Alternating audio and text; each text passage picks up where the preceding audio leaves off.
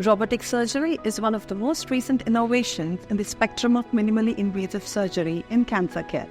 So let's discuss and know more about robotic surgery in the management of endometrial cancer in today's episode. Hi, this is Dr. Lakshmi and you're watching Yashoda Hospital's The Health Talk session, where all your health-related queries are answered here. Joining the discussion today is Dr. Rajesh Goud, consultant surgical oncologist and robotic surgeon from Yashoda Hospital's High-Tech City. Welcome to the program, Doctor. Hello.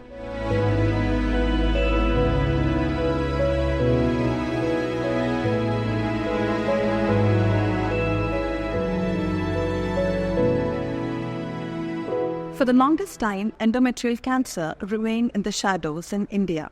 So to begin with, what exactly is endometrial cancer and what is the burden of this disease in our country, Doctor? Endometrial cancer is the cancer which affects the uterus inner layer. So uterus has three layers will be there. So inner endometrial layer and in between myometrium and last is the serosa. So all the cancers arising from the inner layer called endometrial cancers. Previously, if you take the uterine cancer, cervical cancer was it's more burdensome than compared to endometrial. But recently, there is an increased trend in endometrial cancers. So obviously, the burden of endometrial cancer is expanding, and in future also it will be more. We'll see a lot of endometrial cancers. So as discussed earlier, there is significant rise in patients detected with endometrial cancer.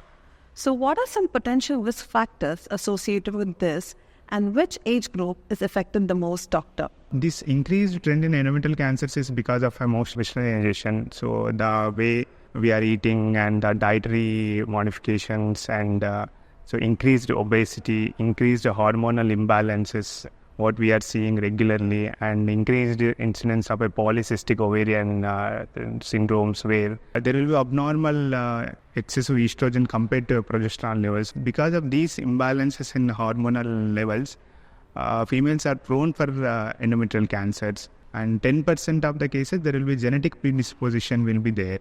And majority of the endometrial cancers we will see in the postmenopausal age group after 50 years.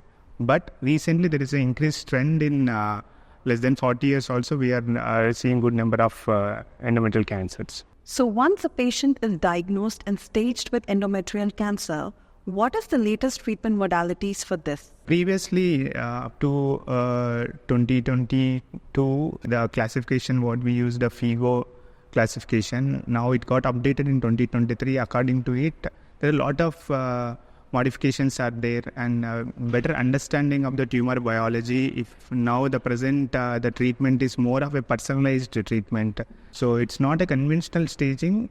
Apart from it, it will include molecular markers and genetic analysis and immunohistochemistry. These things will take and we will precisely identify the what type of treatment needed for the specific patient, and then we'll treat accordingly. So discussing about some recent advancements in the treatment of endometrial cancer, what exactly is personalized care in oncology, Doctor? As I told, there is a lot of understanding of the tumor biology, particularly to the endometrial cancers. So these days, apart from the conventional histopathology, what we advise to go for a genetic analysis and IHC testing. So majority of the endometrial cancers, previously what we used to have stage 1 and stage 2 cancers, maybe got over-treated or under-treated. And depending on the patient characterization, like histopathological characterization, apart from IHC markers and genetic analysis like POL mutations and P53 mutations and all that, these will further categorize the patients into a high-risk category and low-risk category. So even stage 1 cancers who are high-risk category, we will treat them with chemotherapy or radiation treatment. Whereas stage 3 cancer, it looks like advanced cancer, but it's less aggressive variant. No need to go for any further treatment. So that's what the personalized treatment means. So depending on that situation, that person, that histopathology and biochemical markers and IHC panel will decide the further treatment particular to that patient. So overall, ultimately, the goal of a oncology and oncosurgeon and any oncologist is to give a best cure with a relatively good cosmesis. So you've mentioned about robotic surgery as well.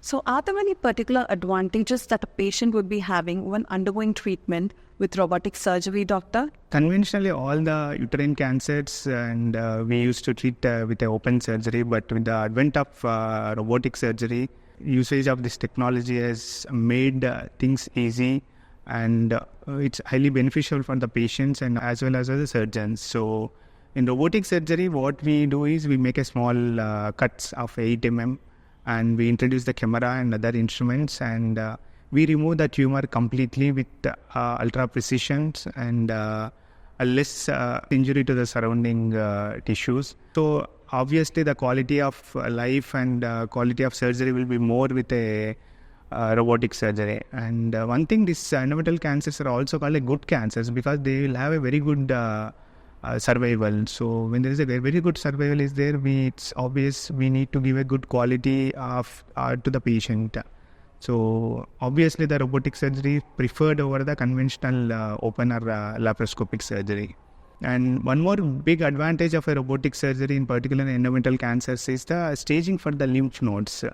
So previously we used to do a lot of complete pelvic lymph node dissections and parietic dissections, but with this technology, we give a ICG dye into the cervix and we identify the nodes. So this is called sentinel nodes. So the node which has spread, is there any spread of the cancer in that sentinel node?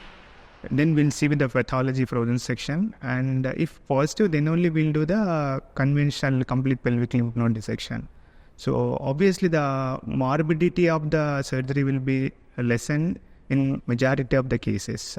So that means shorter stay in the hospital, fewer complications, and also getting back to routine would be some advantages for the patient, especially with robotic surgery. Yes, definitely. All my patients who underwent a robotic radical hysterectomy, usually they will be discharged within 24 hours. So the average stay in the hospital will be at 24 hours maximum, and can go to work within 4 to 5 days. The pain will be less and blood loss will be less, and a recovery to work and recovery to home will be very fast compared to a laparoscopic surgery. I think that's wonderful. So are there any common myths which are associated with robotic surgery? Because I'm sure not many are familiar with this. So previously, when there is initially, the first myth is whether the robot does the surgery.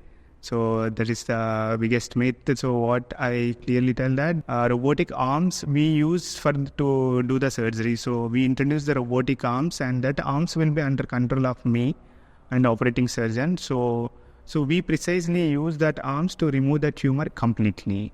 So, and second, there will not be any tactile feedback. I mean, in conventional surgeries, క్యాన్సర్ని ముట్టుకొని చూసి ఎక్కడి వరకు ఉంటుందో అక్కడ చూసి దాని తర్వాత ఇద్దాము అన్నట్టుగా అనుకుంటారు. But what we do in robotic surgeries, we see the tissue under magnification.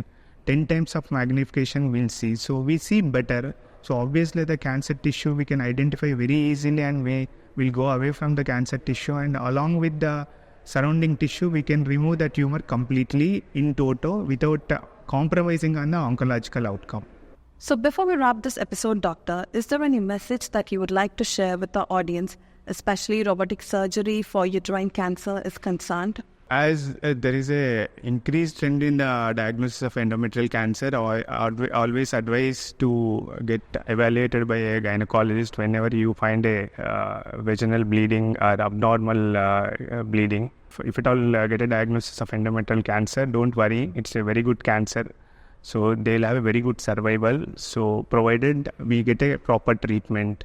And obviously I told the surgery, we prefer going for a robotic surgery because the quality of life will be excellent. And it's one of the curable cancers we encounter in my surgical practice. So thank you, doctor. It was wonderful having you here on our program today. Thank you. So this brings us to the end of this episode.